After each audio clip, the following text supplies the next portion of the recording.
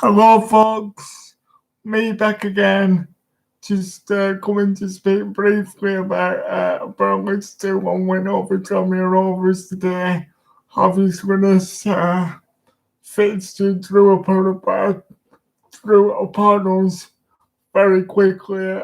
Impromptu time, and only yesterday I think it was finalised after the original fixture for today. Nottingham Forest was cancelled due to a COVID-19 outbreak in their camp.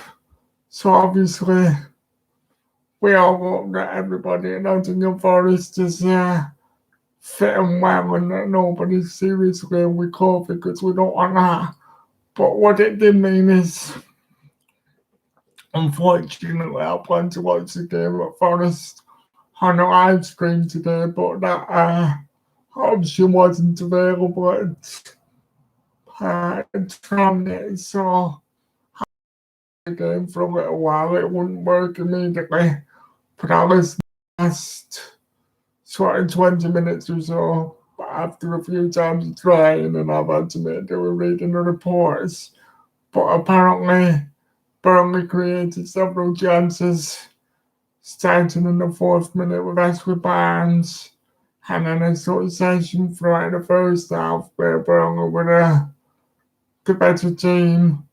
But unfortunately, Tranmere took the lead from a set-piece header, which is a bit worrying because I didn't know towards the end of last season that we didn't seem to be as commanding at defending our own set pieces as you previously would expect from a Burnley team. But goals from Ashley Barnes today, after looking lively, particularly lively rather at Blackpool on Tuesday night, where on another day he could have easily scored at least 2 goals.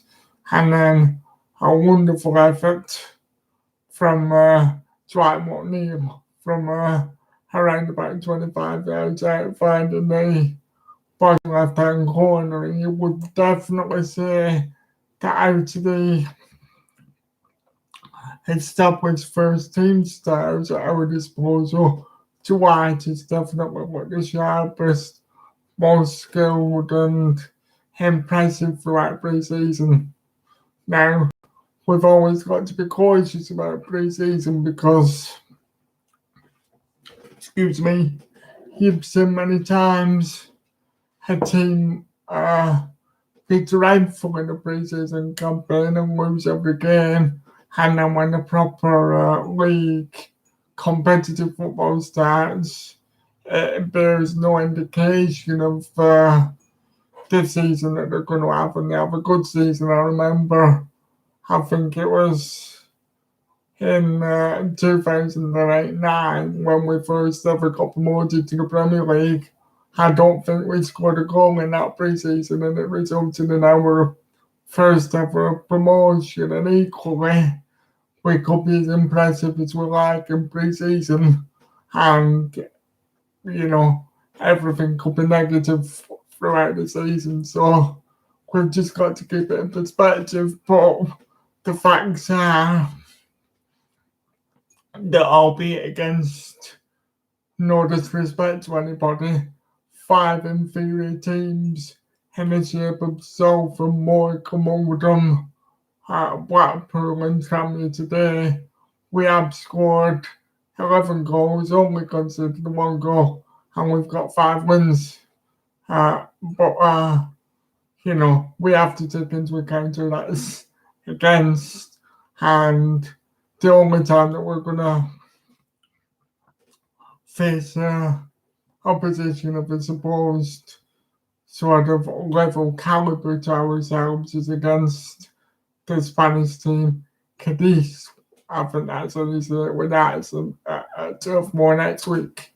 So maybe that might give us an indication about how strong we really are as we head into the Brighton game.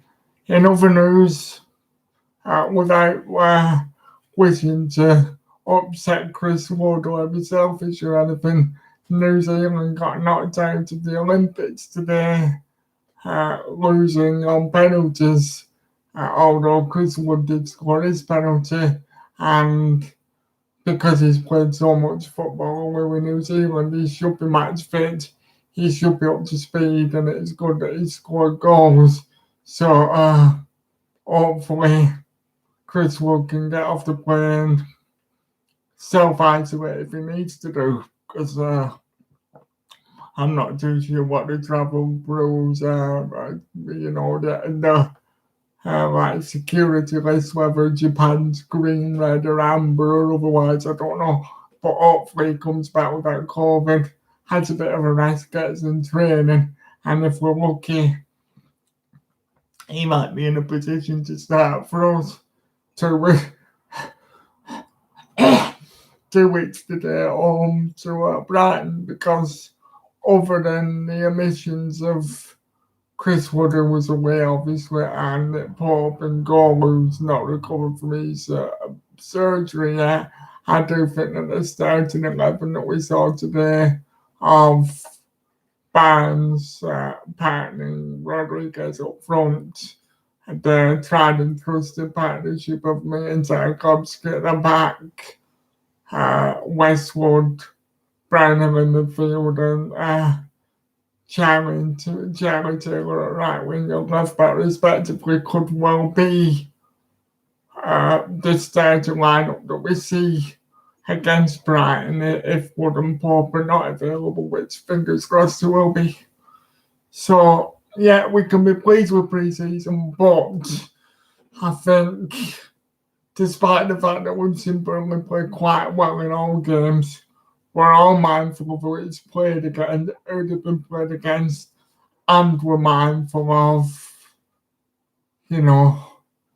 the fact that the squad is absolutely thin as a wafer, yet we know that we've still got the best part of 3.5 weeks to go. But the problem is, although you don't want to be critical, you don't want to panic too soon, and you know what to expect from Burnley, and perhaps it was remiss that we'd expected a new ownership and, just one transfer window and change all our habits all at once. Anybody who was expecting us to splurge, 40 or 50 million pounds on 3 or 4 players was a bit deluded and, very wishful thinking. But I just think that perhaps the problem is that because we signed Hennessy and Collins so early on in the transfer window, like that they were done over a month ago now, or 3 weeks ago, however long it was. I think some of us might be struggling to temper our expectations of what we wanted because this summer got off to such a promising start. However, on the other hand, we do need to see something, and because the rumour mill isn't exactly going crazy, it does lead you to wonder, well, how many people are we actively trying to sign? I mean, it's very disappointing in a way that we missed out on securing the services of Mark O'Brien from Leicester yesterday. However, I controversially am going to maybe say that I don't think you can maybe play in Burnley or the Burnley board or Dash for that happening. I'm not so sure that it is a huge surprise if somebody at the age of 31 chooses to stay at a bigger club on a 3-year contract, a bigger wage, with the possibility of European football. It's just a crying shame for us, because I think Mark O'Brien's work ethic and the ability to cross the ball on a sixpence in many cases would have been absolutely,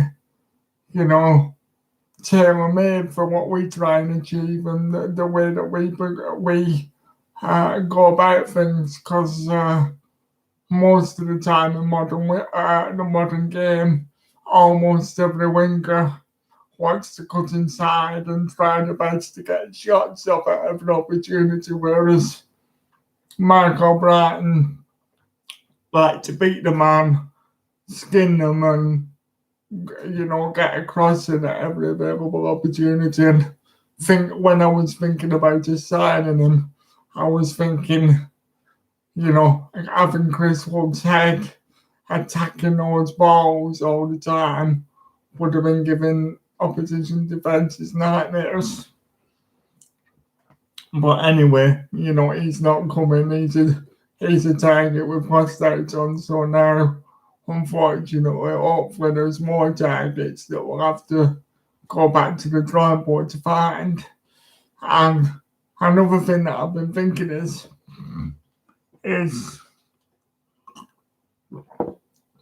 if the financial dynamics that we're working in have not changed, and at most we're only going to be able to have seemingly a few £1 million at our disposal on each and every transfer window, then realistically, over the next 3 to 4, well, even 2 or 3 years, if we're not going to be able to spend money on signings, then all the club can really do is endeavour to build up a much more detailed and extensive scouting network where finding a supply chain of unknown, unearthed gems from Europe, South America and beyond might be the only way to make sure that we can have a squad the size and depth of which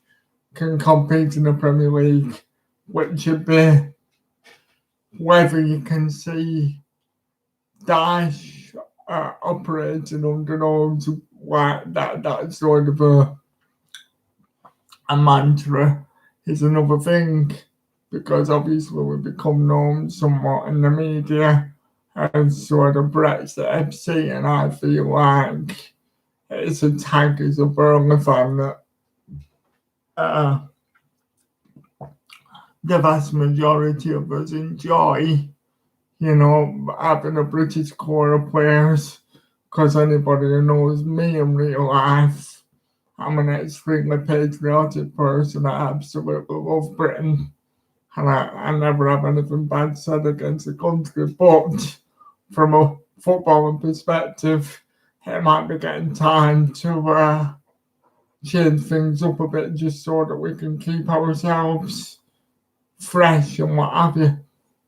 And another thing I was thinking, of course, is that we're still waiting on Daesh, despite many rumours earlier in the summer leading us to believe that a new contract will be signed.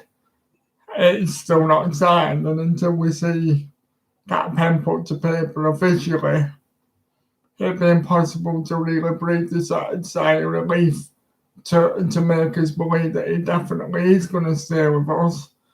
But if you are Daesh, I was thinking to myself that from his perspective, would it not make sense to play hardball over the contract, not sign it, and see what Alan Pace and the new board owners offer financially, as if to make a statement that if you want to keep me, I insist that you invest, or if you don't invest, you risk losing me in the first few months of this season when another job could potentially come up. So I hope that is not what I want to be the case. Sean Dyche deserves the Burnley job almost indefinitely, and he could never be sacked or anything, in my opinion, from the job, because he's, with the services given to us as a club has been life changing, as everybody watching this knows. But I just think that by not signing the contract, he's definitely saying to you that, he's saying to the owners that the ball's in their court. He'll have made his demands, and I'm sure that there must be method in his madness from not committing to his future to Burnley yet. Very much contradictory though, and converse with what I've just said is the fact that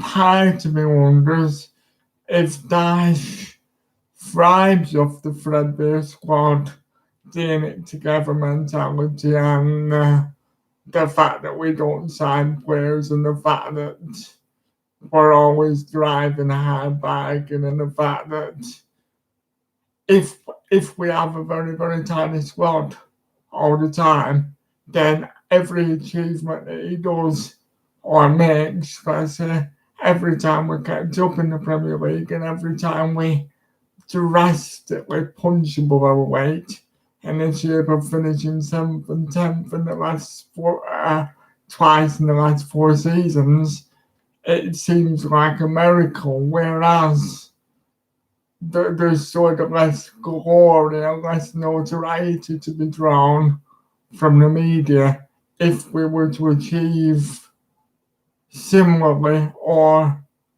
should I say that if more money was at his disposal, then that would be a new pressure to achieve, and almost he could become a victim of his own success if he had more money at his disposal, and then things on the pitch began to become more of a struggle.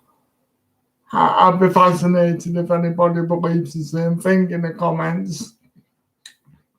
I'm not necessarily saying that those things I've just said are my concrete opinions, but I'm just offering possible scenarios as to what might be going on behind the scenes at the club. But I personally would like to see 3 players, especially a minimum of 2 wingers coming into the club before the season starts. But I'm just pondering as to why that might not be the case, if it isn't, and saying potential reasons why. So 5 wins in a row in pre-season, 11 goals scored. On paper it looks good, but let's not take too much to heart about what we see in friendlies. And I'll be back again during the course of the week when there's some more news, and I'll be doing a preview of the Cadiz match because I just find it interesting to look at a club from another country, and I'll be going to the game that Saturday, so I should be able to deliver a fairly polished review of what we see in that one, because obviously I'm back in my season ticket seat at the Turf, where I've got a good view, and I can see everything and come to sensible conclusions. All the Clarets, hope everybody has a nice weekend, and I'll be back again shortly. See you all soon, and thank you for everybody who's subscribed and everybody who's given me positive comments. And just before I go, thank you to Phil Lee from the Clarets International Bar on Facebook, who keeps giving me advice on how to run the channel, and he also keeps letting me use that group as a base to share my videos and content around. And so thanks a lot for that, Phil, and it's a good environment for debates with plenty of daily chats and comments going on in there. So if you don't know, find it on Facebook and join the chat, because it's lots of diverse opinions and support in there. So thank you for watching, everyone. See you again soon. Bye now.